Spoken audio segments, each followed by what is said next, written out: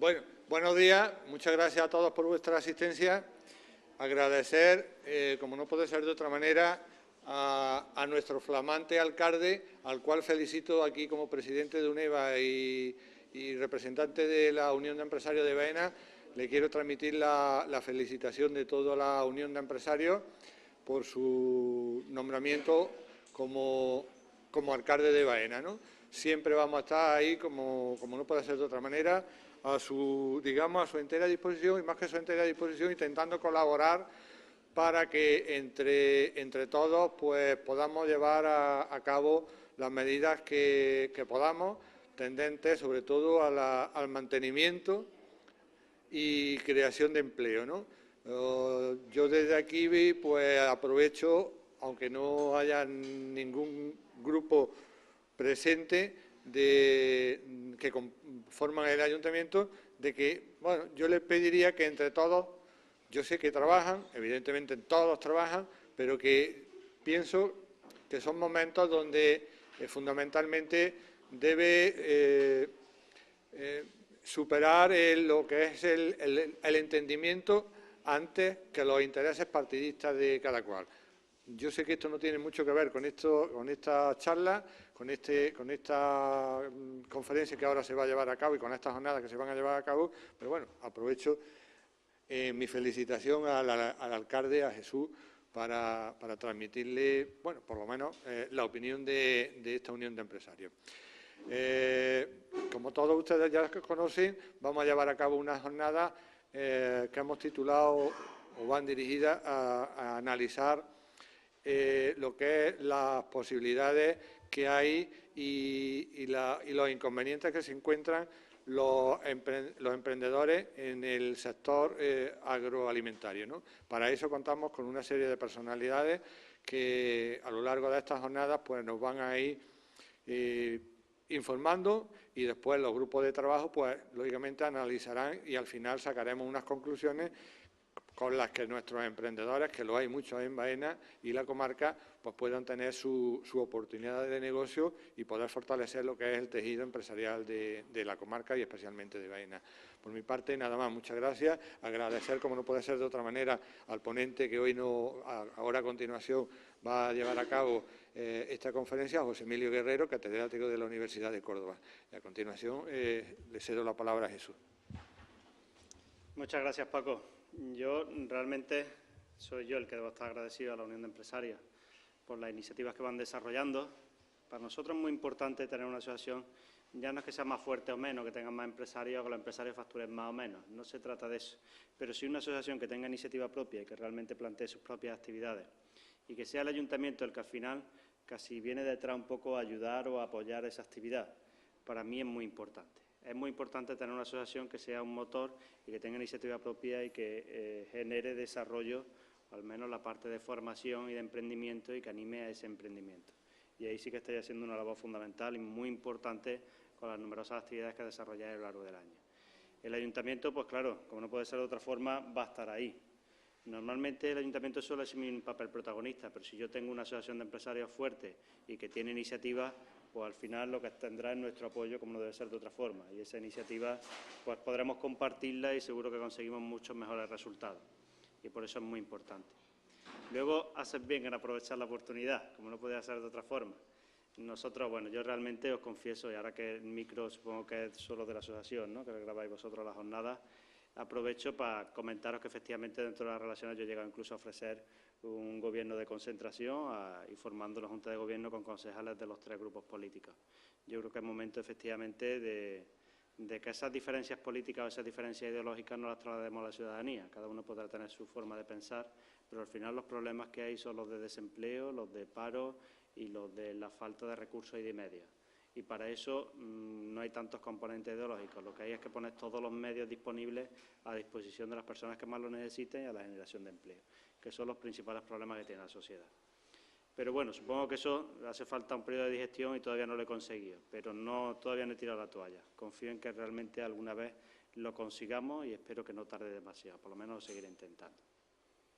A mí me parece que es muy importante que realmente tengáis la posibilidad de tener unas jornadas de este tipo de formación y de animar al emprendimiento. Me comentaban que era, en cierto modo, también de la parte del sector agroalimentario, porque además es uno de los sectores en los que la crisis también ha afectado, como no podía ser de otra forma, pero ha aumentado el número de exportaciones y, por tanto, ha llegado, en cierto modo, no a equilibrar, sino a no verse tan mermado en los momentos de especial dificultad.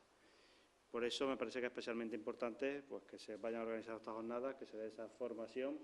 Nosotros desde el Ayuntamiento ya hemos tenido oportunidad también de intercambiar algunas impresiones y reflexiones con el ponente, que, como sabéis, no hace falta que os lo presente, con más que reconocido prestigio, y es un honor tenerlo aquí para que pueda tener esta ponencia, que sin ninguna duda vendrá a establecer pues, bueno, algunas líneas de colaboración que vendrá en beneficio también de la sociedad baenense y esperemos que dé buen fruto. Sin más, os dejo con la ponencia, porque al final lo más importante no son las palabras de Paco ni las mías, sino realmente lo que podáis sacar de provecho de esta magnífica ponencia. ¿Vale? Muchas gracias. Muy bien.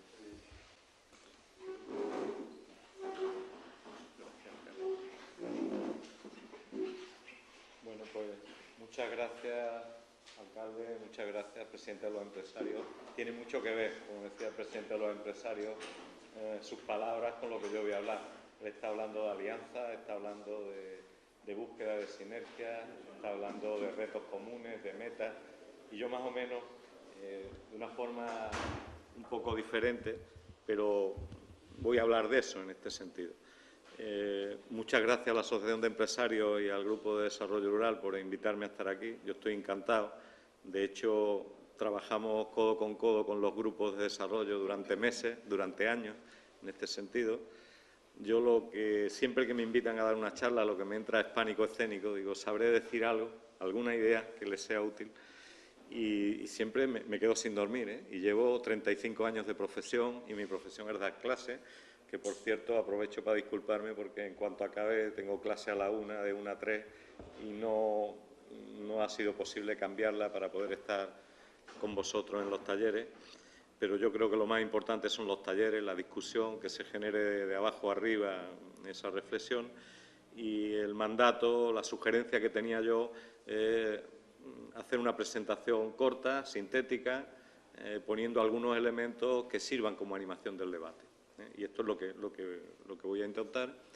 Dentro de los temas que podríamos elegir, pues hay un tema menos conocido en este momento, que es el tema de la especialización inteligente de los territorios, que ahora, como comentaré, es una condición ex ante puesto por la Comisión Europea para todos los marcos comunitarios de apoyo 2014-2020, que es importante tenerlo como referencia y que es importante interpretarlo bien y que todavía pues, no hemos aprendido a aquilatarlo.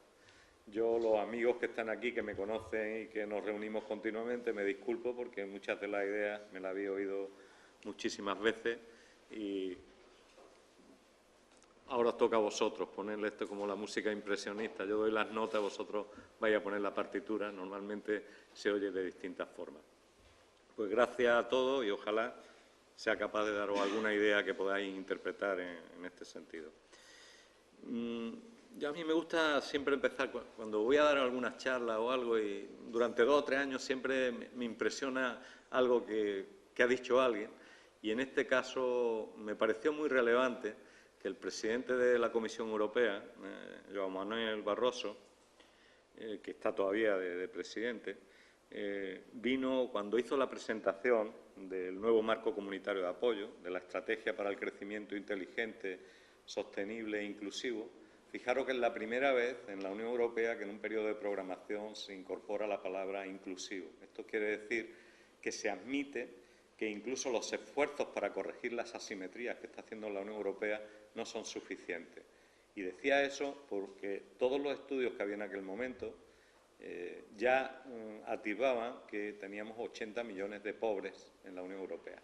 Algo que es un fenómeno nuevo dentro de la historia reciente. Esa preocupación en este momento son algo más de 100 millones, entendiendo pobre en el contexto de la Unión Europea, personas que viven con menos del 60% de la renta media.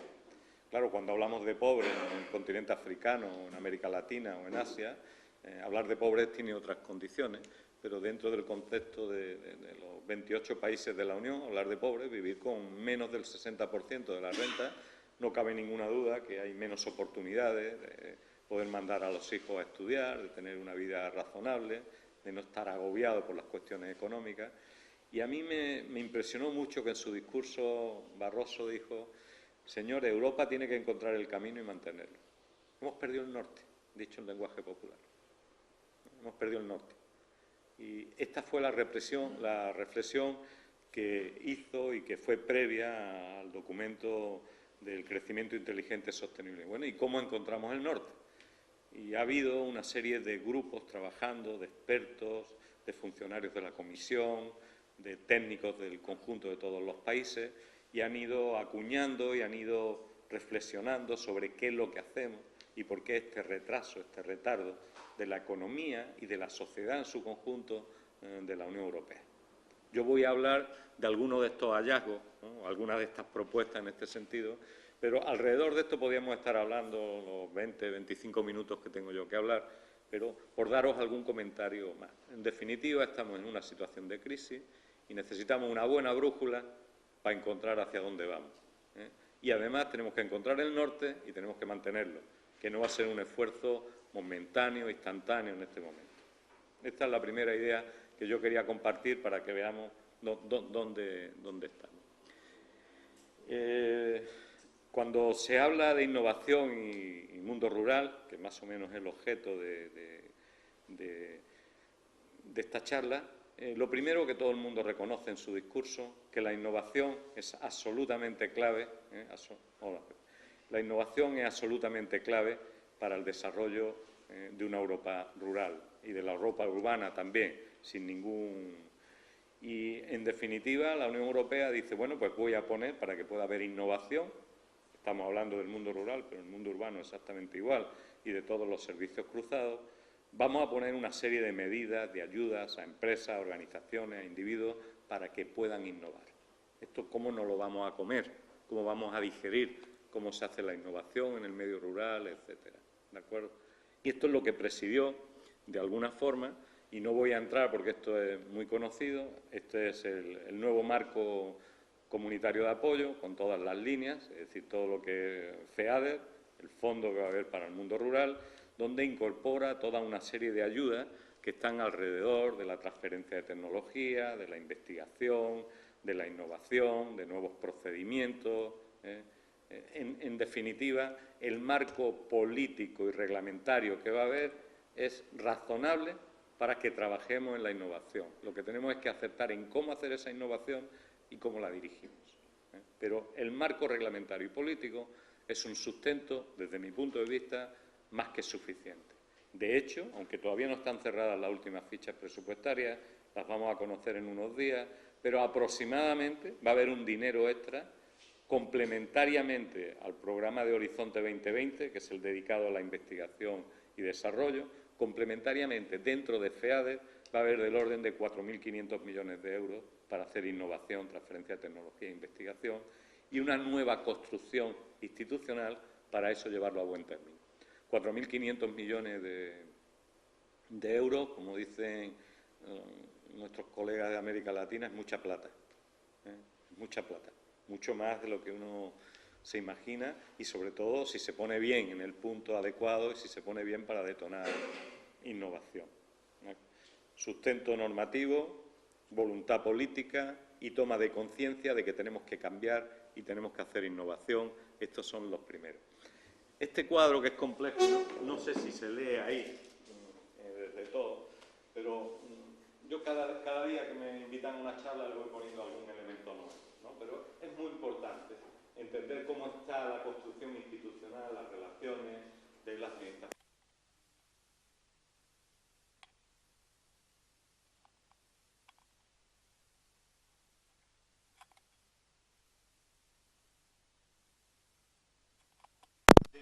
Estrategia 2020 hay un Reglamento Europeo de Desarrollo Rural sustentado en un fondo, que es FEADER, un fondo unificado. Ya no se discute más de separar FEADER, que esto en el marco anterior ha sido, yo creo que una discusión absolutamente estéril. Para mí fue un súper acierto con él, pero por supuesto que hay discrepancias en este momento. Hay una estrategia europea que quiere que tengamos un crecimiento inteligente, sostenible, inclusivo. hay un reglamento de desarrollo rural que quiere que haya una competitividad de la agricultura, que cuidemos los recursos naturales del clima y que hagamos desarrollo territorial.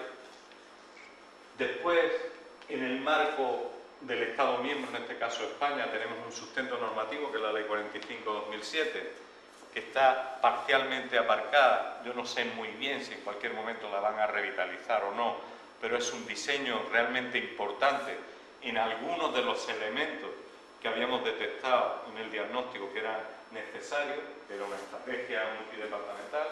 Fijaros, por primera vez había un marco donde todos los departamentos de la Administración General del Estado, en definitiva todos los ministerios, 15 ministerios, tenían que ponerse de acuerdo de una forma concurrente para actuar en el medio rural, y esto ha pasado un poco desapercibido, pero tiene una enorme importancia. Esto también se ha conectado a nivel de comunidades autónomas, y en muchas de ellas, y particularmente en Andalucía, aunque no ha tenido un recorrido muy intenso, pero lo ha tenido, es decir, mecanismos de coordinación interdepartamental a nivel de los gobiernos, que esto es de enorme importancia.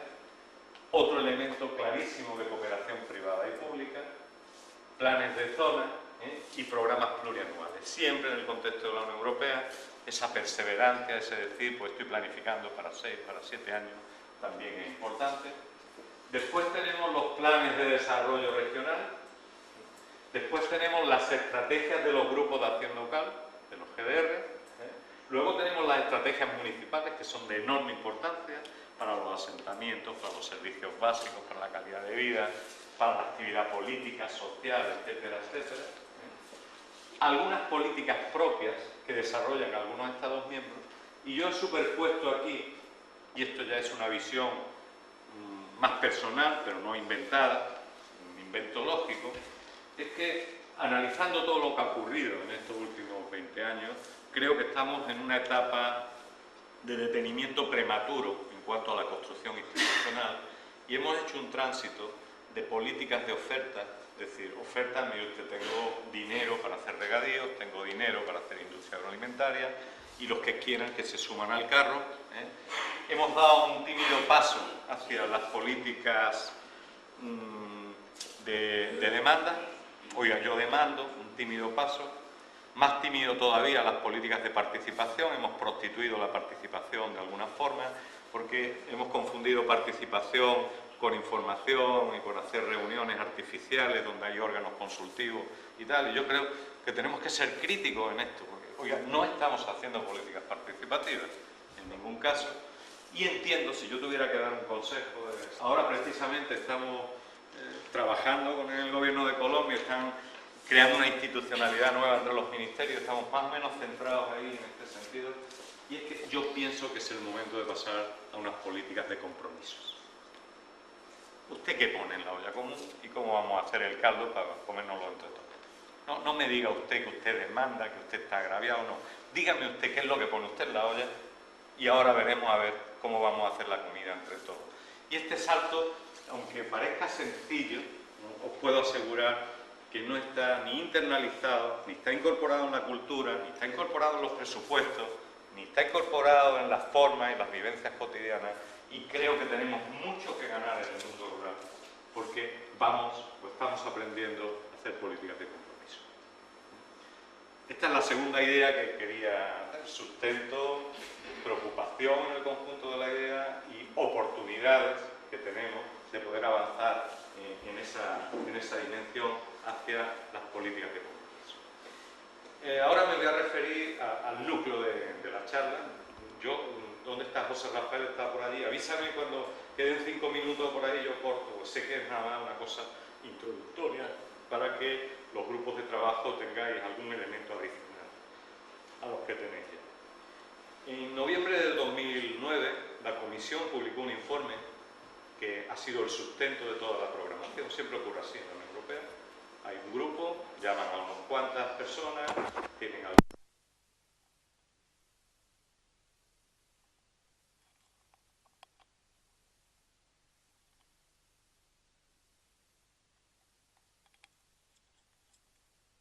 Una alternativa para que las políticas públicas, para orientar las inversiones públicas dentro de la Unión Europea. en innovación, en investigación, en educación, en apoyo público. Dijeron, señores, ¿cómo hago esto? Dijo la comisión y puso este grupo de expertos en marcha. Primero un grupo que le llaman grupos Sherpas, es decir, exploratorios primero, como los Sherpas que van al Himalaya, luego se van concentrando y finalmente hubo un grupo y se publicó ese informe sobre la Europa del conocimiento. Y esta propuesta, que no tenía esas pretensiones, ni como si dijéramos proyección mediática, ni un nombre tan rimbombante, poco a poco en todos los foros, en todas las reuniones, porque vosotros sabéis, cuando hay un concepto, empieza a simplificarse y empieza a llamarse de una forma determinada. Bueno, pues ese informe esta propuesta estratégica empezó a acuñarse como especialización inteligente. Los expertos habían dicho, señores, concentren su esfuerzo en los principales elementos que pueden hacer detonar la innovación en el conjunto de la Unión Europea. Y esa fue la especialización inteligente. Inmediatamente, y esto nunca ocurre en la Unión Europea, esa respuesta de los grupos de expertos se incorpora con tanta fuerza en un programa de planificación. Fijaros que estamos hablando de 2009 y estamos hablando de un programa 2014-2020. Siempre, si uno repasa lo que ha ocurrido en otros periodos de programación, ha sido un poco más lento, pero se estaba tan necesitado en la Unión Europea. La idea era tan atractiva, aunque no estaba tan afinada ni teórica ni prácticamente, que en definitiva se dijo, esto nos interesa. Y vamos a hacer estrategias de especialización inteligente para el conjunto de las 270 regiones de la Unión Europea. Tanto es así que se ha colocado como condición ex ante. Vosotros sabéis que hay un marco comunitario de apoyo, cada Estado miembro presenta un programa, dicen que quiere gastarse el dinero, las comunidades autónomas, en el caso de España, presentan sus programas de desarrollo y tienen unas condiciones ex ante. Igual que cualquier programa tiene que haber una consulta previa con las autoridades ambientales, tiene que haber una información participativa de las distintas organizaciones económicas, sindicales, etcétera, en este sentido. Pues en este momento dijo la Comisión, señores, que esto no es pura teoría y palabras de la Comisión, sino esto incorpórenlo ustedes en todos sus programas. Plan de desarrollo regional, que venga presentado para conseguir fondos comunes de la Unión Europea, si no viene con una demostración exhaustiva de qué especialización inteligente va a haber, no va a ser admitido, no va a tener usted financiación. Más o menos es como que no va a aprobar usted el examen. Aunque en principio es relativamente simple como concepto y aparentemente cuando buceas en profundidad en qué es lo que hay dentro de la estrategia, es un ejercicio más de planificación, como ha habido mucho antes, con muchas cosas comunes, con muchas cosas, pero sí que trasciende un poco más. Por lo menos yo lo interpreto así, aunque de verdad os digo que he tenido la ocasión de estar trabajando con muchos grupos en este sentido, con distintas interpretaciones, y todo el mundo no lo ve así. Ahora vamos a ver, y yo os echo el balón fuera para que discutáis en este sentido, pero el papel fundamental de la especialización científica, tecnológica, es decir, esto nunca estaba tan claro. Es decir, las planificaciones estratégicas siempre permitían caminos múltiples y no un hilo conductor que fuera capaz de ponerle en valor todas las estrategias. Hubo un antecedente, y os puedo asegurar que el antecedente que vino de los grupos de desarrollo rural y de las políticas de desarrollo rural tuvo mucho que ver con este documento. Y, en definitiva, fue cuando se hicieron, acordáis, cuando hubo Leader Plus, que tuvimos que inventarnos cuál era el hilo conductor. ¿Y hacia dónde va la comarca? Nos decían. Bueno, pues yo me voy a especializar más o menos en aquello. Nos costó la misma vida porque no estábamos acostumbrados a eso. Y decimos, qué imposición de la Comisión esto del hilo conductor. No sabíamos. Pues eso ha sido la principal inspiración, en definitiva, una toma de conciencia de que especializarse, ahora veremos en qué, es un elemento importante de aglutinación y de esfuerzo y de sinergia entre todas las inversiones públicas y privadas. Otro elemento que yo por lo menos resalto, que es bastante sutil, es la inteligencia política, para identificar los dominios de la ventaja competitiva. Es decir, oiga, ¿dónde me voy a mover? Yo estoy cómodo, yo sé hacer gafas, voy a hacer gafas, yo sé relacionarme, yo sé... Oiga, pues hay que tener inteligencia para decir, bueno, mire usted en este sentido. Y otra cosa que trasciende, y es lo que podemos denominar acuerdos de gobernabilidad, ¿no?, que le dan un papel fundamental para las regiones. Agentes privados, públicos, empresarios, todos diciendo, oiga, que el hilo conductor de mi comarca es esta, no que hay estrategias de planificación que a veces convergen y a veces no convergen. Yo sé que son tres temas muy sutiles, pero de enorme importancia para sustentar qué es lo que estamos haciendo. En definitiva, estamos ante, o por lo menos yo sostengo que estamos ante un nuevo paradigma, es decir, igual que los anteriores tres marcos comunitarios de apoyo han sido muy continuistas, en el mejor sentido de la palabra, porque han permitido consolidar algunos elementos, nos encontramos en un momento absolutamente distinto. Y esto hay que entenderlo. Hay que entenderlo porque todo lo que no sea estar alineado con ese cambio tan drástico que va a haber del dinero, de las formas, de las gestiones y de tal, luego vendrá Paco con las rebajas.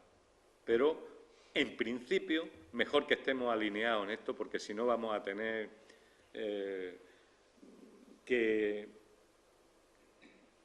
poner muchísimas cosas para apuntalar algo que se salga de este guión. Bueno, ¿qué es lo que es la especialización inteligente? Pues un marco de política regional. ¿Pero para qué? No es un tema trivial. Es impulsado por la innovación. Crecimiento impulsado por la innovación. Ya estamos ahí convergiendo en la de esta. No cualquier cosa. Es decir, necesitamos el poco dinero que hay, concentrarlo en que haya innovación. Muchos de los elementos que aparecen en la guía, yo animo a leer la guía para la especialización inteligente, como todos los documentos de la Unión Europea están en la web, y es obligado para cualquiera que tenga obligaciones y responsabilidades de desarrollo territorial, cualquier agente de cualquier categoría, por supuesto autoridades municipales, regionales, es obligado, es una lectura obligada para saber a qué es lo que no estamos, pero tiene una componente de desarrollo territorial muy importante. Lo que distingue, esto es una síntesis, perdónenme la simplicidad con la que la presento, pero si tuviéramos que resumir cuál es la apuesta, qué los distingue de otras estrategias, porque hay muchas cosas, hay marco lógico, hay todo lo que conocemos en este sentido, en definitiva dice, si hay innovación, lo que nos vamos a concentrar es en descubrimiento empresarial, descubrimiento emprendedor. ¿Cómo identificamos allí donde hay un germen de innovación y de descubrimiento empresarial? ¿Cómo lo hacemos eso? ¿Cómo lo hacemos? Ese es el elemento absolutamente diferencial, ¿no? Y ahora empiezan algunos matices. Dice, bueno, oiga, volvemos a trayectorias de planificación estratégica que primero tenemos que hacer un análisis, un diagnóstico, tener todo bien medido, todas las cosas. Dicen, no se preocupe usted tanto, porque ya sabemos que esto no va a buen término. Porque como usted quiere hacer un modelo uno a uno y tener un conocimiento profundo de toda la realidad, de todas las causas, de todos los efectos, no va a llegar usted a buen puerto. Se va a agotar antes. No vaya usted. Y entonces empieza a decir, oiga, que esto de la especialización inteligente no le voy a exigir a ustedes que trabajen con información cierta, veraz. No, es más, le animo a que trabajen con información con distintos niveles de certidumbre y de precisión. Porque así es el mundo real y así es el mundo de la innovación. Hay que tomar decisiones en determinados contextos de incertidumbre. Bueno, diréis, bueno, este señor que viene aquí a hablarnos aquí, se nota que es profesor, ¿no? Se le va la cabeza en determinadas matices o sutilezas pequeñas, pero tiene una enorme importancia. Háganme caso, créanme, tiene una enorme importancia hacer un ejercicio práctico y de planificación estratégica que desde el primer momento se asuma que uno va a trabajar con determinados apartados o universos de información que no están consolidados, por decirlo de alguna forma, porque es que no pueden estar consolidados. Esto no tiene que haber información perfecta. ¿Esto qué quiere decir? Que va a haber riesgos y que vamos a tener que establecer planes de contingencia. Y tiene otro elemento también muy importante, y es que hay que ayudar a los empresarios a identificar sus fortalezas, basadas en el conocimiento a nivel regional. Esto es lo que quiere la Comisión. ¿Cómo van ustedes a ayudar a los emprendedores para que vayan adelante? No quiere otra cosa. ¿Que no tiene usted toda la información? Ok. ¿Que no tiene usted todo el dinero? no está mal. ¿Qué pasa? Pero ¿cómo los va a acompañar ustedes para en un contexto hostil, porque ya sabemos que es hostil, porque si no, no estaríamos en la situación que estamos, ni de crisis económica y financiera, pero sobre todo de valores, social, de reconocimiento, de la responsabilidad de cada... Mire usted que estamos en una crisis profunda, dígame, y yo ya lo sé, y no espere usted que va a cambiar y que va a venir el Espíritu Santo y va a ungir aquí a alguien para que haya mucho más dinero, para que haya más sentido común, para que haya más simbiosis, más alianza entre los partidos políticos. No, si ya sabemos que el mundo es imperfecto. Ahora, ¿cómo los va a acompañar ustedes en este sentido? De todas formas, la especialización inteligente, yo nada más me voy a referir a eso, está, claro, oiga, no estaba tan maduro el concepto, no estaba tan maduro. En el contexto del mundo entero tampoco había tantos antecedentes. Y ahora, de repente, la Comisión se ha empeñado en que sea una condición ex ante y pone toda la maquinaria burocrática y tecnocrática de toda la Unión Europea a trabajar en esa dirección sin tener todavía los pilares de verdad. Y entonces ahora es cuando empieza a haber lecturas un poco más profundas donde dice la gente, oiga, ¿qué pasa? Es que esto puede tener contraindicaciones. Oiga, si usted se va a especializar en algo, quiere decir que el resto de cosas las va a dejar usted de lado, ¿no? Bueno, no sé. Y en principio, como las conciliamos, y en definitiva han empezado a aparecer bastantes críticos, pero yo creo que se han descafeinado un poco en este sentido, porque las primeras lecturas de especialización iban muy dirigidas a coger sectores o áreas o tal de especial, y cada vez conforme se va profundizando más van apareciendo nuevas riquezas interpretativas. Pero sí que ha habido un problema conceptual y político importante, es decir, oiga, puede haber efectos perversos, a ver si vamos a profundizar en la asimetría. Y los que están pobres de verdad, como no son competitivos, los vamos a dejar ahí tirados. Y esto es importante, cuando en realidad nos dice la Comisión que tenemos que ser inteligentes e inclusivos. Y esto es importante, y no es porque lo diga la Comisión, es que la sociedad europea en su conjunto depende de que seamos inclusivos. Hay una sinergia, hay un diferencial del equilibrio. Ya eso lo sabemos, teórica y prácticamente. Cuando hay equidad, hay más valor añadido para todo el mundo. Y esto es clave, pero esto es muy nuevo. Esto es de 10 años hacia acá, donde hay una demostración de que los elementos de equidad generan valor añadido. Hay diferencial del equilibrio. Y esto es de enorme importancia. Yo por eso en vuestras discusiones os animo a que un concepto que ahora está galopando por todos los laboratorios sociales, técnicos, económicos del mundo, que es el concepto de valor compartido, os presida. Es decir, cuando uno diseña algo, ¿cómo está diseñando para que haya valor compartido para todos los actores, individuales o grupales del tema? Ese valor compartido, porque ya lo sabemos. Pero no solo necesita eso. Una política de especialización inteligente necesita un marco razonable de tranquilidad y de políticas de empleo, de competencias comerciales, de educación, de investigación. Es decir, mire usted que esto no es que saque usted aquí un conejo de la manga y ya esto se va a poner todo arreglado. Haga usted sus labores, las políticas tradicionales, las envolventes, póngala usted clave. Y es que, porque la especialización inteligente, aparte de descubrir emprendedores, aparte de esa capacidad de respuesta, necesita un marco normativo y necesita un marco de tranquilidad conceptual y práctico. Políticas de educación razonables, políticas de salud razonables, políticas de ordenación territorial razonables, políticas medioambientales razonables. Es decir, no piense usted que se ha inventado aquí usted ahora una bicoca y ya se va a olvidar de todo porque usted sea capaz de encontrar un hilo conductor. No sé si hablo muy rápido, porque yo cuando estoy en clase a los alumnos los conozco y aquí nada más os conozco a algunos, ¿no? Y no sé si es útil o si mi lenguaje es muy etéreo, no lo sé, pero bueno, como soy muy respetuoso, estáis atendiendo todos con cara y yo sigo para adelante y no están. Otro elemento que yo considero que rescato del proceso es la importancia que hay que trasladar, y no solo trasladar, que los empresarios tienen que vivir de una forma interna y profunda, es la necesidad de combinar los conocimientos necesarios, los suyos y los de otras personas, los suyos y los de las administraciones públicas, los suyos y los de los funcionarios, los suyos y los de otros territorios. Es decir, esto que parece muy fácil, tampoco es tradicional.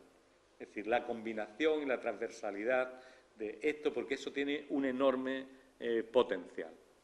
En este proceso de aprendizaje compartido, colaborativo y comprometido, todos los adjetivos que queramos ponerle, yo rescato una cosa, que he colocado ahí en verde, y es que se ha llegado a la conclusión, y esto es de enorme importancia, porque desde un despotismo ilustrado, donde hay determinadas administraciones que piensan que tienen todo, y es verdad que muchas veces los que tienen información se creen que tienen razón, y es verdad que la tienen a veces, pero a veces entran en trayectorias de despotismo ilustrado, como yo tengo. ¿Qué me va a decir usted?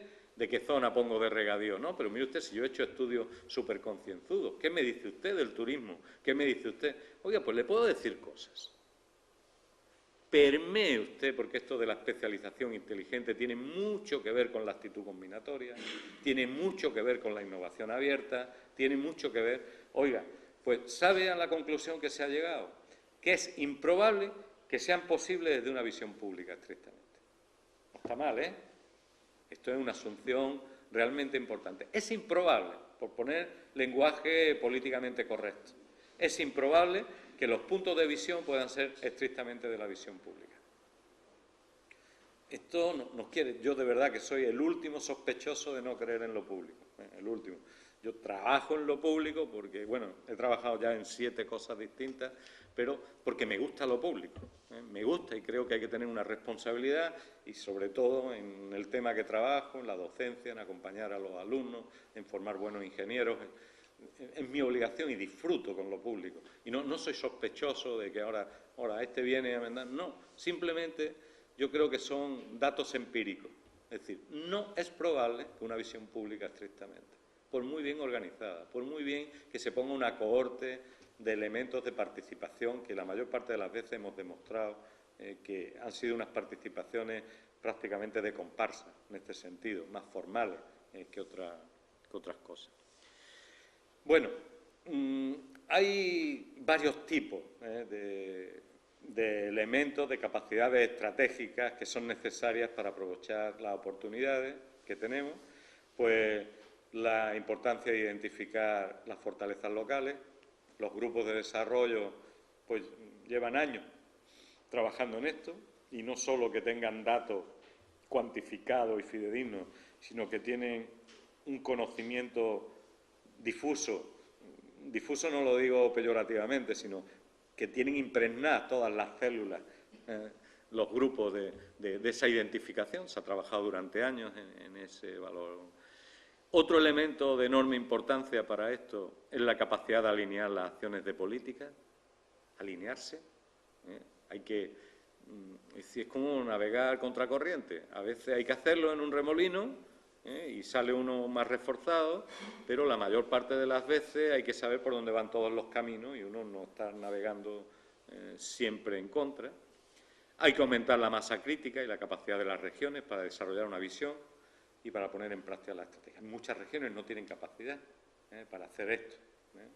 No es el caso de Andalucía, porque yo creo que hay una masa crítica suficiente. Primero, territorialmente, somos casi 90.000 kilómetros cuadrados, 8,5 millones de personas, tenemos una red de pueblos que es increíble. Cuando uno va a otras partes del mundo dice, pero bueno, ¿cómo tienen ustedes el territorio así de equilibrado? El capital que tenemos en pueblos, en ordenación territorial, es de tal dimensión que habría que multiplicar por 100 o por 200 nuestra producción interior bruta.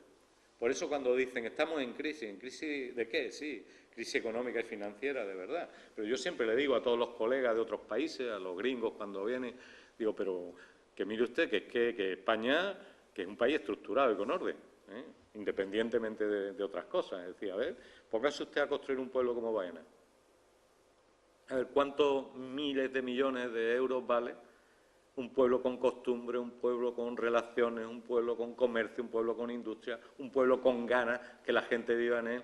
Oiga, usted, si usted fuera planificador y coge usted un desierto o un sitio y tal, y se pone usted a construir un pueblo, y la red de pueblos que tenemos nosotros es de tal dimensión que es que la tenemos que poner a trabajar. Esto es más o menos. También un aspecto clave es que no pensemos que los emprendedores son solo las personas que crean nuevas empresas. sino también las que están en empresas ya establecidas. Innovación es cambiar las formas, los procedimientos, los productos, los procesos, también en el mundo académico, también en la sociedad civil, cada vez más importante, cada vez más importante en el sector público.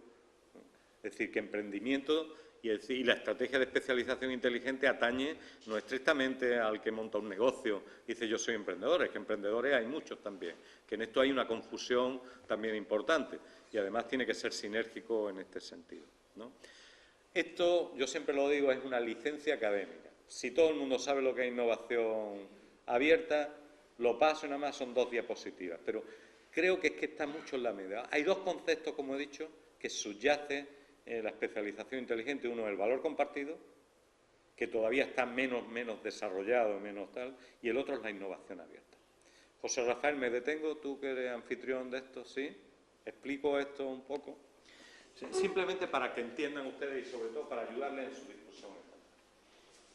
Cuando hay innovación, cuando ha habido innovación, y hay bastantes elementos de innovación, normalmente ha funcionado como un embudo. Todos estos puntitos azules que hay aquí, de distinta dimensión, son ideas. Ideas con potencial de proyecto, de innovación, de llevarse a cabo y de que sea un beneficio social, económico, organizacional, de cualquier tipo. Algunas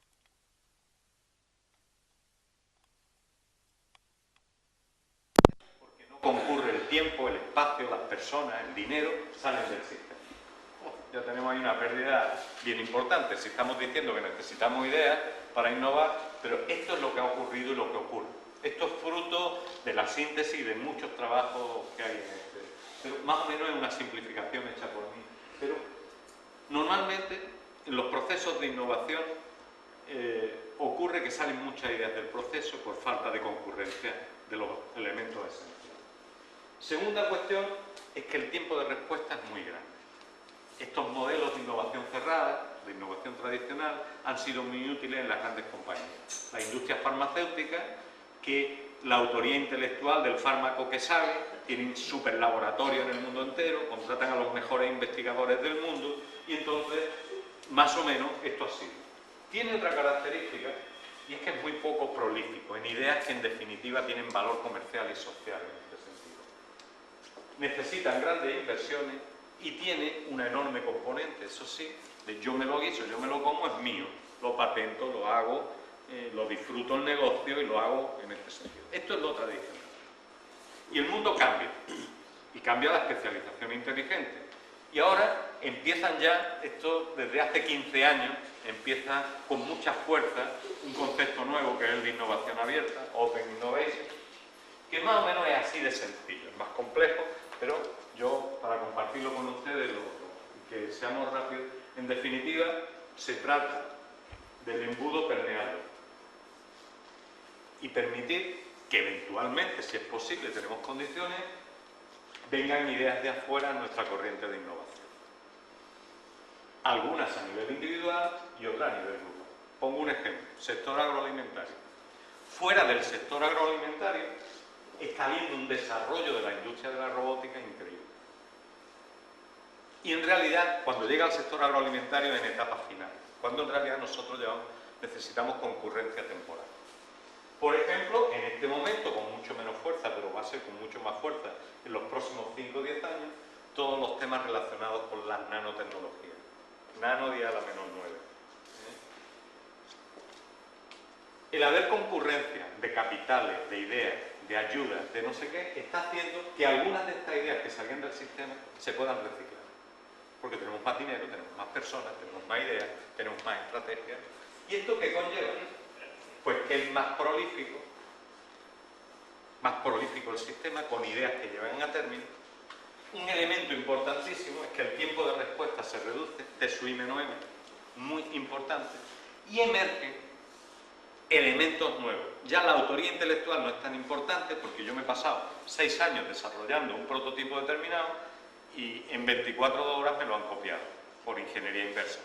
Incluso los elementos más complejos. Dice, oiga, si es que Sí, que yo puedo protestar, que puedo entrar en un litigio, que tengo una patente, que la tengo registrada, que la autoría... Muy bien, sí, pero ya me lo han copiado. Y si no, le cambian, en vez de ponerle la luz de color difuso de no sé qué, se la ponen de tal, y los tribunales se ensartan en no sé qué. Es decir, un valor que era la autoría intelectual, que debe de seguir siendo, pero no tiene tanta importancia práctica.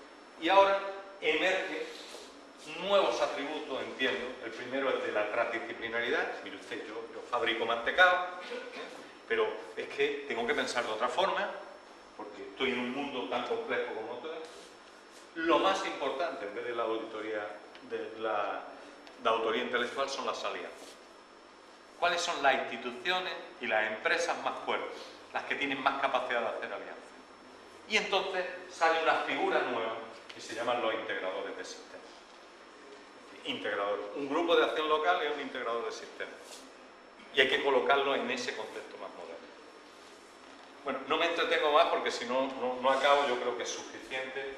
Todos ustedes tienen suficiente experiencia y conocimiento para ponerlo en su clave, lo que significa el cambio de innovación abierta versus la innovación cerrada o innovación clásica. Pero fijaros, de yo me lo hizo, yo me lo como, a que yo lo que hago es que me pongo más permeable y más actitud combinatoria. En todos los niveles. Esto es como que es un espacio de respuesta totalmente distinto, es una meta absolutamente distinta. Bueno, voy ya rápidamente acabando.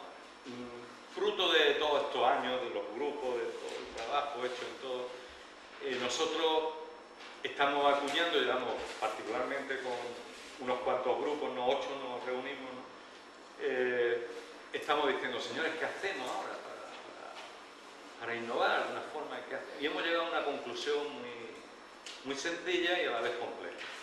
Y hemos llegado a una cuestión que estamos intentando poner los espartos para que haya una nueva figura que estamos llamando ecosistema de acompañamiento.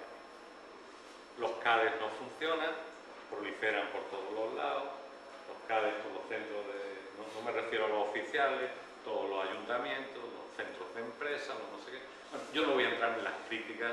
Bueno, tenemos un sistema inflactado en cuanto a la innovación y un riesgo enorme de más inflación en este tema. Por falta, porque ya sabemos que innovar lo que necesita es perseverancia, trabajo, ideas, pensamiento, alineamiento con las otras políticas, conceptos como valor compartido, conceptos como innovación. Digo, pero ¿esto cómo se construye? ¿Usted se cree que por darle una oficina a alguien o por darle un asesoramiento jurídico o lo que sea, esto ya va? Es que esto no es posible. Pero tenemos que ser críticos en eso. Entonces, hemos llegado a una semiconclusión de lo que necesitamos es desarrollar ecosistemas de acompañamiento. Es decir, en un contexto de geometría variable, para cada cosa vamos a tener un acompañamiento. ¿Y qué es acompañamiento? A veces el acompañamiento te lo tiene que dar el vecino, a veces te lo tiene que dar la corporación municipal, a veces te lo tiene que dar la asociación de empresarios, a veces te lo tiene que dar la universidad, a veces tiene que... Y eso ponerlo en un contexto en el que haya políticas de compromiso. Y a eso le estamos llamando contratos territoriales. Y esta imagen es, en definitiva, esto es un territorio, más grande, más chico, más no sé qué, donde hay actores muy diversos, donde tienen habilidades, yo sé ponerme de acuerdo con el resto de alcaldes. Es que hay otros que son unos ogros y no quieren nada, ¿no? Porque este es de otra facción, o de este, no sé. Yo tengo esa habilidad. Oye, yo tengo muchos proveedores que comparto y estoy dispuesto. Estas son las habilidades, esto está en color sepia. Le decimos, bueno, usted sabe hacer esto, ¿bien? Bueno, pues aquí se compromete a la olla común. Y hacemos una carta de compromiso. Bueno, pues si ya tenemos, ahí va a emerger un valor extra, esa estrellita que está ahí, y en el conjunto. Y esto es lo que estamos intentando desarrollar, de cómo nos permite, y esto tiene una serie de sustentos que ahora voy a hacer de una forma muy rápida, sobre todo para animar al debate después de los grupos, ¿no? Voy a pasar, porque me voy a centrar en un tema. Nosotros hemos dicho, mire usted, lo que está en la médula de esto es que tenemos que mejorar nuestro capital relacional. Nosotros lo llamamos capital relacional multicanal. Los nombres a veces están bien porque nos permiten decirlo y son muy explícitos, ¿no? En definitiva, todos los actores de un sistema territorial cómo se relacionan, hasta dónde se pueden relacionar, cómo pueden mejorar sus relaciones y además en distintos canales. Porque yo me relaciono con mi vecino para tomar una cerveza los fines de semana, pero me puedo relacionar con mi vecino porque es de un sector que tal, que puedo hacer alianzas con él o no sé qué. Y ahora esto es lo que está súper de moda en el mundo entero. Ha empezado, como otras muchas cosas, pero que no necesariamente tiene que hacer, en el ámbito más académico, más universitario. Y estos 4 gráficos que pongo ahí son modelos de capital relacional de grandes universidades del mundo. Cómo sus egresados, sus profesores, su red de empresas amigas se relacionan. Todo eso está sustentado con millones de datos, de relaciones, de oportunidades, de empresas, de alianzas. Pero fíjense, por ejemplo, la que está allí más a la izquierda, es el modelo de relaciones de Stanford. Ahí están las 4 universidades. Está Harvard en el segundo, está el Tecnológico de Massachusetts, el MIT, y está aquí la Universidad de Berkeley, donde unos funcionan más en polinúcleo, otros menos, unos los canales son más, tan complejos como estos. Es decir, eso es como una ampliación del detalle, ¿no? Cómo se relacionan, de qué forma. Y nosotros estamos pensando que probablemente construir mapas relacionales orientados a esa política de compromiso puede ser un buen sustento, un buen mecanismo de detonación de crear esa innovación. ¿Vale? Esto en líneas generales. Y ahora decir, bueno, oiga, desde los grupos, desde los territorios rurales, ¿qué es lo que hacemos para la especialización inteligente? Y ahora mismo en Andalucía se está en debate. Ya se ha culminado el primer proceso, porque se han ido reuniendo por sector, el sector de la aviónica, el sector de la agroalimentación y la salud, el no sé cuánto, y han llegado a unas conclusiones, yo me atrevería a decirlos que relativamente clásicas. Yo digo mi opinión al respecto. Yo pienso que especialización inteligente, para mí, yo la resumo en un elemento esencial, y es capacidad de aprender. Para mí, inteligencia es capacidad de aprender. Estar receptivo a aprender. ¿Cómo dotamos a los territorios de capacidad de aprender? Porque todo está cambiando, y cómo le metemos el virus a los territorios para que su capacidad de aprender sea más grande. Que es lo que se hace con los niños en la escuela, en los colegios, que se les dota de un orden mental para que puedan ir aprendiendo cada vez más y más rápido. Pues para mí, mi interpretación de la capacidad es, entonces, ¿qué es lo que yo, por lo menos, en los foros que me permiten hablar, discutir, y todo eso estoy diciendo? Señores, para mí la especialización inteligente de Andalucía está en reconocer que estamos, primero, en una situación mala, segundo, que tenemos un 90 y tantos % de pequeñas y medianas empresas, y que nuestra verdadera especialización inteligente es desarrollar mecanismos de acompañamiento para que las pymes puedan ayudar. Por supuesto que hay otras regiones que pueden decir, señores, y alguien puede pensar, y lo están pensando, pueden decir, mire usted, Andalucía tiene una oportunidad competitiva de desarrollar todo el sector de la aeronáutica. Y es verdad, si identificamos algunos elementos claves de solidez de Andalucía, el sector de la aeronáutica es importante. Pero ahí a mí sí que me entrarían algunas dudas, como han entrado en el conjunto. Es decir, oiga, mire usted, y todo lo que no es aeronáutica, ¿cómo no lo merendamos? También Andalucía podría especializarse en temas de alimentación y salud. Somos fuertes, células madre, alimentación funcional, todo eso, sí. Pero ¿cuál es la propuesta que estamos barajando entre los grupos y la universidad? Señores, todo eso vamos a ponerlo en clave de que sirva para que haya innovación en las pequeñas y medianas empresas, para esa cohorte de acompañamiento que vamos a ver en esos contratos de compromiso. Esto más o menos. Bueno, ya acabo aquí con unas reflexiones finales que están muy en este sentido. Yo pienso que lo primero, en Andalucía, lo que necesitamos más para innovar, más necesitado de innovación, es una aproximación transversal. Y a esto no estamos acostumbrados. Estamos acostumbrados a sumas de partes. Y ahí necesitamos metodología. Por eso el capital relacional es tan importante. Segundo, valor compartido. No hay estrategias de valor compartido. Cuando uno diseña algo, está diseñando en un valor compartimentado, centralizado. Políticas de compromiso. Esto es un cambio radical de la cultura. De decir, yo tengo derecho, usted me da, yo no me da, le echo la culpa al otro, mi vecino, mi gobierno, no sé qué. No, mire usted, ahí. Esto es lo primero que pongo yo en la olla. emprendedores, hagamos cosas auténticas. Es que hay muchísimos chiringuitos, y bueno, en mi pueblo, que yo soy de un pueblo muy chico, decían, pariento que no me luce, cebollazo que lo desmenuce. Decían, si algo es artificial, ¿para qué lo vamos a mantener?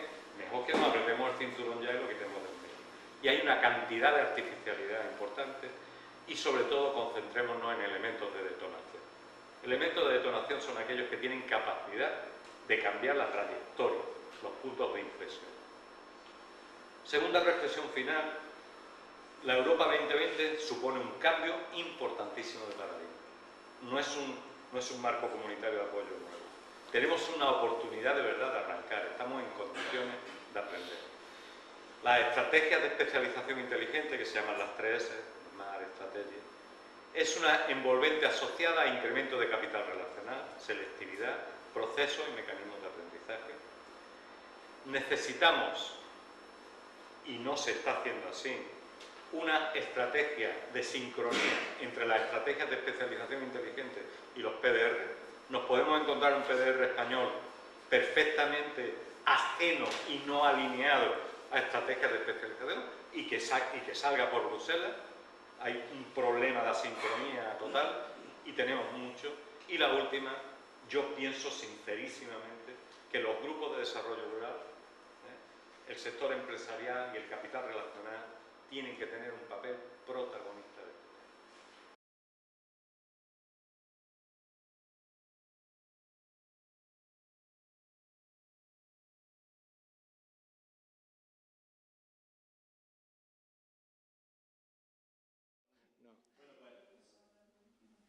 Bueno, las conclusiones del grupo, hemos desorganizado un poquito lo que son las preguntas. Diréis que por qué, pues tampoco lo sabemos. Se ha empezado a hablar directamente en el grupo y... tú te callas. Bien, entonces, en ese sentido, ha sido muy interesante el grupo porque ha participado tanto integrantes del grupo que tienen que ver con, a día de hoy, son personas emprendedoras, en concreto un promotor que está trabajando en cuestiones relacionadas con temas de nuevas tecnologías y además bastante sofisticadas. Tenemos también representantes del sector agrario, también representantes de los sindicatos e institucionales de los grupos de desarrollo rural, ¿no? Entonces, yo voy a enunciar directamente. Lo primero que ha salido es que falta armonización en relación a todo lo que se plantea de cara, por ejemplo, a la Unión Europea. El problema de la armonización no es que no exista armonización, sino que muchas veces puede ser que el nivel de información que barajamos de cara a la Unión Europea no sea el correcto. En segundo lugar, que las políticas que existen relacionadas con las políticas de emprendedores son excesivamente finalistas, o sea, que se preocupan fundamentalmente de gastar el dinero, no de los procesos. Por otra parte, falta cultura emprendedora y se ha indicado que esa cultura emprendedora es una cuestión que tiene que ver más con la educación que con lo que entendemos como formación y que hay que partir en los colegios desde pequeños. Por otra parte, se ha planteado también que hay deficiencias en los sistemas de acompañamiento. Esas deficiencias, y salto un poco, tienen que ver con un marco normativo excesivo, con una dispersión de los recursos no coordinados, que es decir, no saben muchas veces el emprendedor o la emprendedora a quién dirigirse, que hay deficiencia en la orientación, tanto por faltas de conocimiento e implicación. Por otra parte, se ha comentado también que sigue existiendo una excesiva orientación a la subvención per se, que lo importante es tener gente con ideas, que existe una ausencia de responsabilidad social y su relación con lo público, y fundamental, que falta una cultura de la evaluación que tiene que ver con los finalistas de antes, ¿no? Que es decir, cuando gastamos unos fondos y los gastamos en una política, pocas veces decimos después cuáles han sido los resultados, si han funcionado o no han funcionado. Por otra parte, que en muchos casos falta transparencia, que hay que trabajar más en lo comarcal que en lo local. Por otra parte, que existe una ruptura, y esto nos duele mucho, del enfoque ascendente, que es decir, que el despotismo ilustrado del que hablaba antes José Emilio Guerrero, muchas veces basado en la estructura de agencias. Después destacar la figura del agente de desarrollo local, que es decir, se llame como se llame, le pongamos el nombre que le pongamos. En ese sentido, esa persona que está en el territorio y que está trabajando precisamente, moviéndose, hay una expresión que ha salido que es con el polvo en el bajo de los pantalones, ¿no? Que es decir, estando todo el día en la calle hablando con uno y con otro. Por otra parte, que ha de prevalecer lo técnico en relación a lo político, lógicamente sobre cuestiones técnicas, como se ha hecho la apreciación al final. Y hay una cuestión muy importante, que no nos dé miedo a criticar. O sea, daba miedo siempre que las críticas, cuando se hacen, no es hostilidad. Lo ha comentado muy bien uno de los participantes. Las críticas son constructivas y para mejorar las cosas. Y estamos en una situación y en un momento hay un sentir de que cada vez que se critica algo, pues parece que somos los Vicentes repelentes o las Vicentas repelentes. Eso sería todo lo que tiene que ver posiblemente con las dos primeras preguntas y también quizás con la tercera. La segunda cuestión que se ha planteado es, nos hemos centrado, nos hemos enfocado en, centrándonos en un emprendedor o en varios emprendedores que había, aunque todos son emprendedores, porque también está muy claro que el concepto de emprendedor está muy manido, ¿no? O sea, que es que estamos ya hartos de escuchar hablar de emprendedores. Yo siempre digo que mi madre era emprendedora, lo que pasa es que si lo hubiera sabido hubiera ido al hospital a ver el especialista porque no sabía lo que era. Es decir, el problema que hay es que utilizamos una palabra y le damos muchas vueltas. Y ha sido muy interesante porque el emprendedor más joven que había comentaba el tema de que habría que trabajar en dos niveles. Y tiene que ver con conversaciones que hemos mantenido en otros momentos. Y es que hay unas personas con cualificación y unas personas sin cualificación. Tenemos un problema de desempleo estructural con mayores de 45 años bastante importante, que tienen una cualificación que no siempre es formal, que puede ser informal. Y entonces el problema que hay es que verdaderamente, tanto a unos como a otros, lo importante es saber gestionar la información. Es decir, más importante que darle una batería de ideas, se ha comentado, es acompañarle a buscar esa idea. Y hacerle ver dónde pueden encontrar información, contactos, crear redes reales, no redes impostadas. Es decir, no redes porque hayamos puesto red, sino porque la red sea una red que esté funcionando como red. Más información, más financiación y menos subvención. Es curioso. O sea, y eso lo ha dicho un emprendedor. Plantea, por ejemplo, acordar las ayudas plantea, por ejemplo, trabajar más en ayudas reintegrables, en sistemas de crowdfunding, en sistemas que verdaderamente faciliten el acceso al crédito y quitar esa cultura de la subvención como ayuda no reintegrable, subvención a fondo perdido, aunque las subvenciones todas se suponen que son a fondo perdido. Y fundamental, más acompañamiento. Lo que hablaban del ecosistema, pero acompañamiento real. El acompañamiento no se puede modelizar, porque el acompañamiento que requiere alguien que está haciendo, por ejemplo, una búsqueda de un aceite de excelencia, aceite de oliva virgen extra, no es lo mismo que el acompañamiento que requiere alguien que esté trabajando en tecnología para la monitorización deportiva. Entonces, el acompañamiento no se puede, de algún modo, modelar. Hay una duda que tenemos y la voy a plantear como conclusión, y es que José Emilio, que ha sido, y lo digo personalmente, desde hacía mucho tiempo no escuchaba a alguien y disfrutaba tanto, ya lo había escuchado y había hablado con él bastantes veces. Pues en el caso de José Emilio decía esos embudos, ¿no? Habéis visto que ponían un embudo y ponían un embudo que era el tradicional con dos líneas, ¿no? Totalmente continuas, y otro que era discontinuo. La sensación en este entorno donde nos movemos todos es que esas líneas normalmente, si no son por los cauces que están establecidos, no son discontinuas. O sea, que decir, a día de hoy esa innovación abierta no existe. Es decir, cualquier persona que innove al margen de, no se ve como una persona que verdaderamente pueda contribuir, y eso también se ha comentado para finalizar. Y en definitiva, pues cosa que alegra porque la cabra tira al monte y yo me dedico a esto, pues lógicamente que es necesaria mucha más cultura emprendedora, pero no planteándolo algo como para 1 año, 2 años, 3 años, sino trabajando en el largo plazo sin perder de vista ese costo de medio plazo. No sé si estáis de acuerdo. Bueno, muy bien, muchas gracias.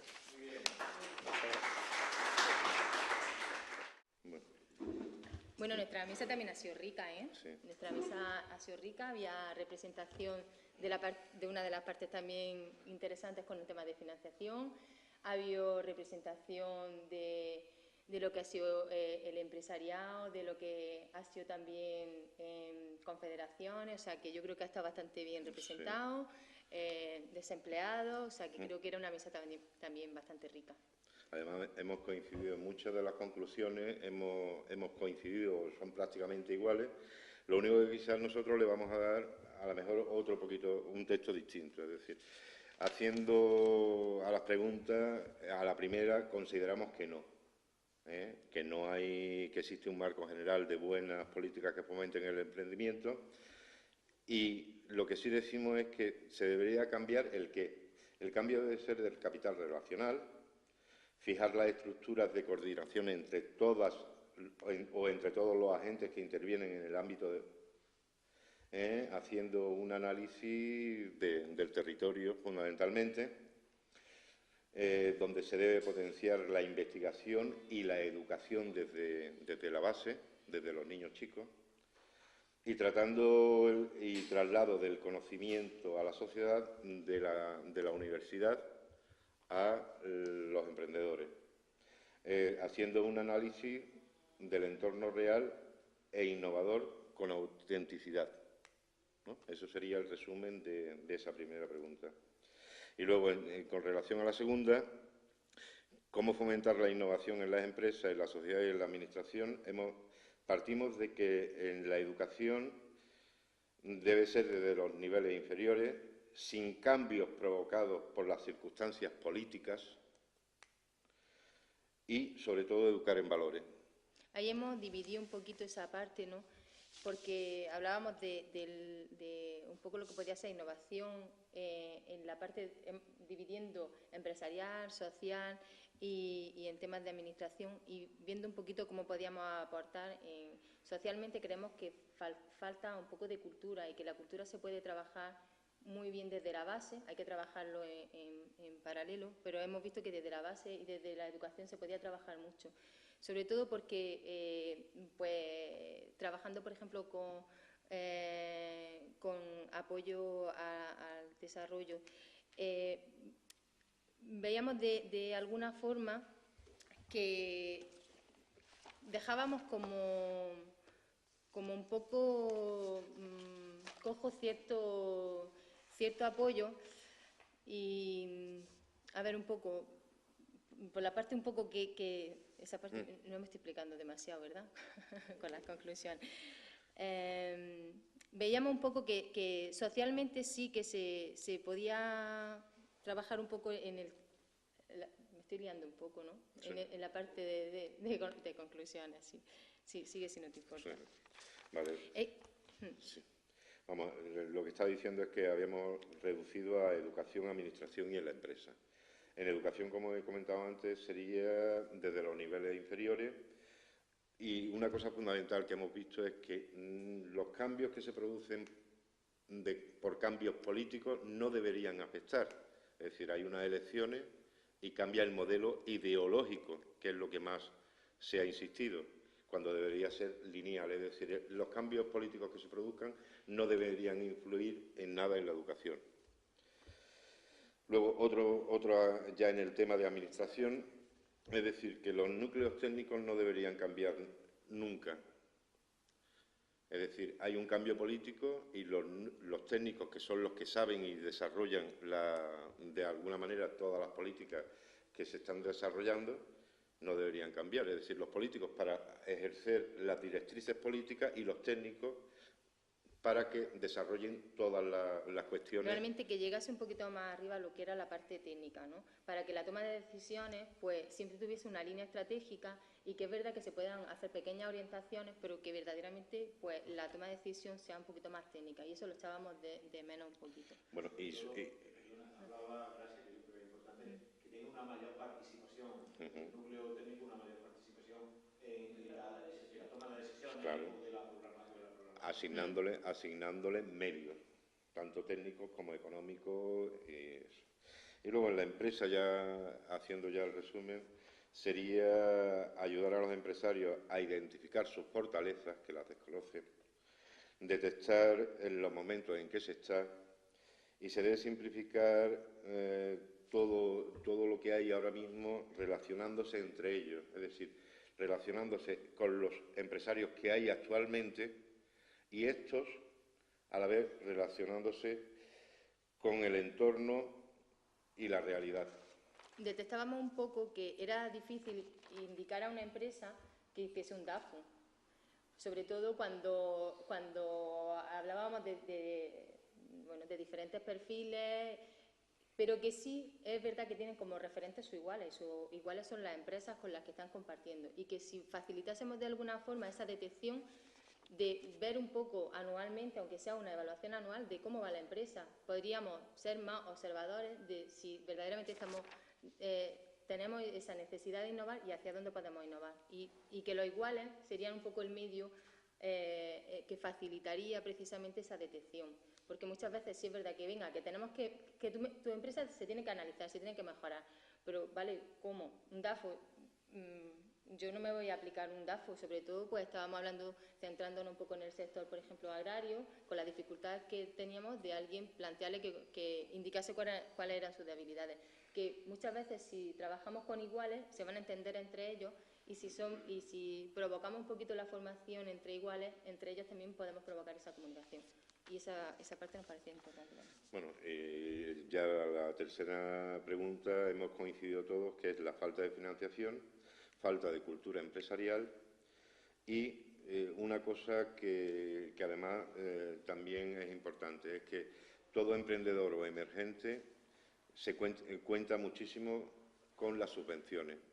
Es decir, a la hora de emprender hacen los cálculos y dicen, de subvención puedo recibir tanto dinero, cuando eso debería ser lo último que se tuviese en cuenta, para que cuando realmente reciba esa subvención sea como si dijésemos un dinero extra que entra a la empresa, un beneficio extra, ¿no?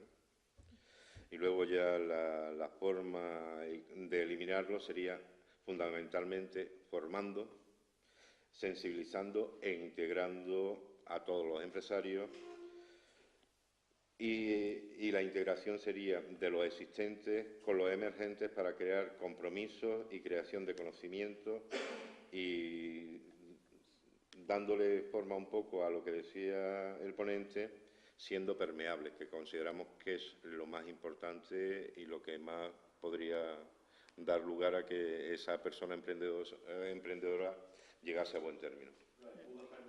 Exactamente. Eso es más o menos todo lo que hemos visto. Muy bien. Venga. De forma totalmente desorganizada. No, pero... Cuando nos ponemos a trabajar coincidimos todos. Cuando nos ponemos a trabajar, en estos foros. Pero cuando nos ponemos a trabajar en la empresa o en otro aspecto, pero sobre todo en la empresa, porque no funcionamos después de todo. Yo estoy seguro que en el otro grupo también había hablado de que la interrelación entre empresarios y demás que no funciona, lo decimos siempre. Entonces, ¿qué sucede? Si funcionamos, que todos coincidimos en cuáles son los problemas, pero después no somos capaces de aunar el esfuerzo para resolver esos problemas. No tenemos la cultura, no tenemos esa cultura, esa necesidad de trabajar en cooperación, en colaboración, porque vemos al vecino que a lo mejor... ¿Por qué nosotros los grupos cuando cooperamos con otros grupos aprendemos mucho más? Porque también cooperamos con personas y al final el carácter humano es lo que nos ayuda a aprender mucho más. Entonces, no lo vemos como competencia, lo vemos como colaboradores. Eso lo hemos apuntado también porque teníamos entre nosotros, pues, con temas de cooperativismo y todo eso, eso lo hemos apuntado, que verdaderamente el análisis es esa parte personal, que realmente la viabilidad económica y financiera de muchas de las empresas que se suelen caer es estupenda, lo que no hay es viabilidad humana, por eso tenemos que seguir trabajando en esos valores y en esa cooperación. El cambio de concepto, perdona, el cambio de concepto, que también lo hemos hecho. Una pregunta, gracias, si me permites, te pregunto a ti. Nosotros pensamos que nos falta el paso para funcionar como empresa, nos falta esa preparación. También hemos planteado, y estoy seguro que los dos grupos, que nos faltaba la educación para saber, pero sin embargo veo que si hemos llegado a la misma conclusión, puede que hayamos dado un pasito de que la educación que tenemos, que hayamos percibido bajo el concepto que antes ha dicho, formar o informar, dos tipos de educación me parece muy adecuada ese calificativo. Entonces la educación que hemos recibido en este grupo veo que ha sido ya un pequeño avance, ¿no?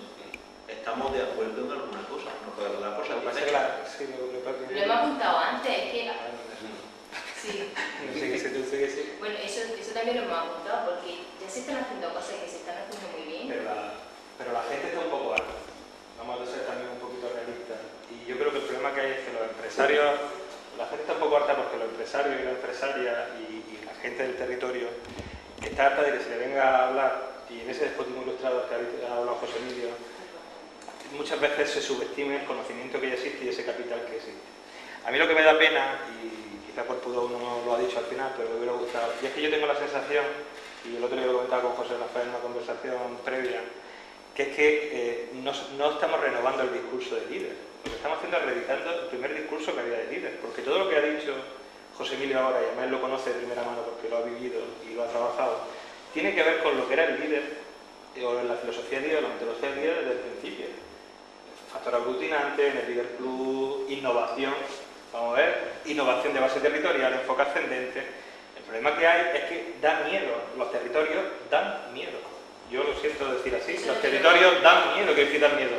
O sea, cuando hay un control, aquí la comarcalización, que es la base de todo, da miedo. Y cuando hay un intento de comarcalización que la gente tenga que ver con intentar llevarlo un poquito la batuta de lo que es su trayectoria, con todo el asesoramiento, lo que queramos, da miedo. Siempre hay alguien arriba o intermedio o tal que te coarta que verdaderamente se puedan desarrollar con base territorial. Y Andalucía, y os lo decimos nosotros que vivimos en un extremo, Andalucía es muy diversa.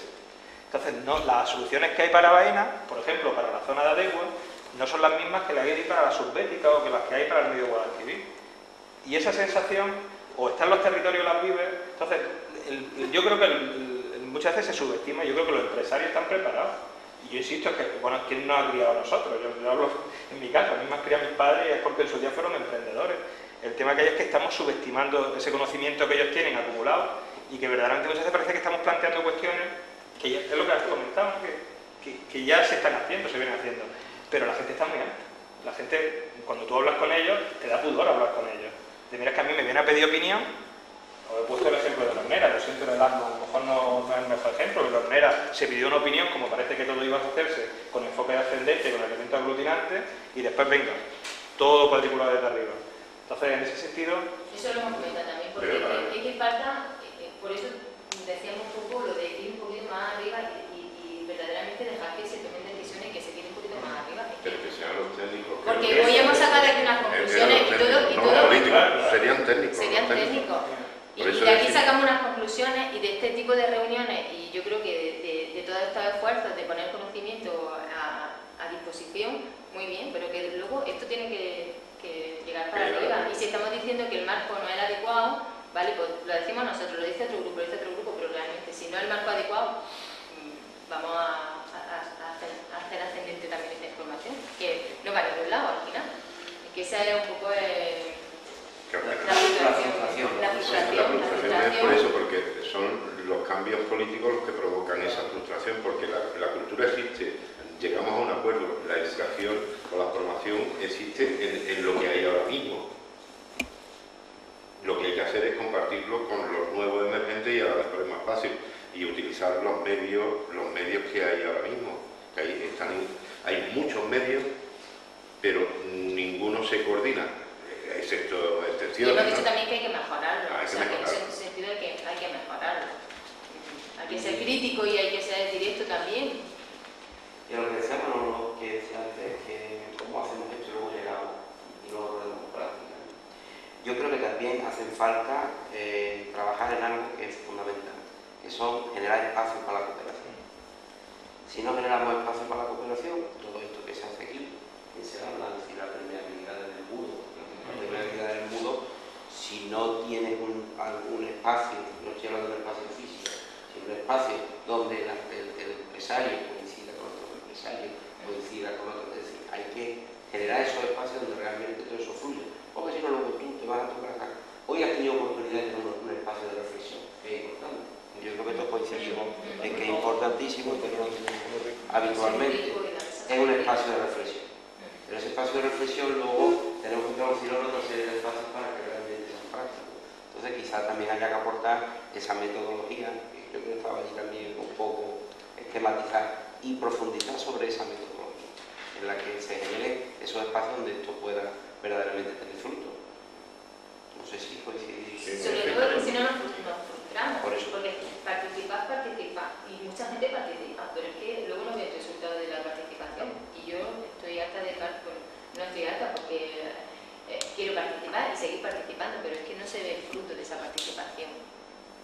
Y bueno, y algunas veces se va en contra de lo que ha estado participando, o sea que esa ya es como de la frustración.